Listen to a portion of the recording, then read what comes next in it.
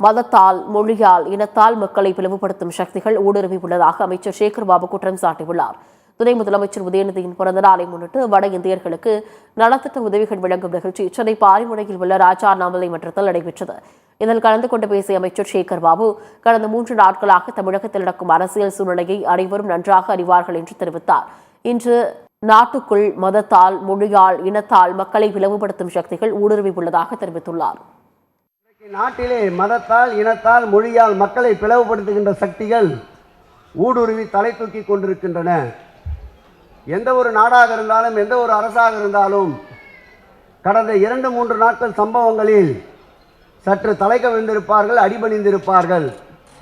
ஆனால் நிமிர்ந்த நடை, நேர்கொண்ட பார்வையோடு, யாருக்கும் அஞ்சாமல் என் இன மக்கள் சகோதரத்துவத்தோடு வாழ்வதற்கு எது வேண்டுமானாலும் பறிகொடுக்க தயார் என்று உறுதியாக நின்று மத நல்லிணக்கத்தை காப்பாற்றிய முதல்வர் நம்முடைய மாண்புமிகு தமிழக முதல்வர் என்றால் அது மிகையாகாது.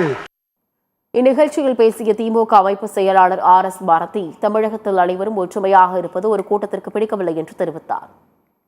தமிழ்நாட்டில் நாங்கள் எல்லாம் மகிழ்ச்சியாக இருக்கிறோம், ஒற்றுமையாக இருக்கிறோம், உயர்வாக மதிக்கப்படுகிறோம் என்ற இலக்கை இந்தியா பூராவிலும் இருக்கின்ற, குறிப்பாக டெல்லியில் இருக்கிற பாஜகவினுடைய அலுவலகத்தில் இருக்கிறவர்கள் தெரிந்து கொள்ளுகின்ற அளவுக்கு இந்த சிறப்பான நிகழ்ச்சியை அருமை சகோதரர் சேகர்பாபு ஏற்பாடு செய்திருக்கிறார்.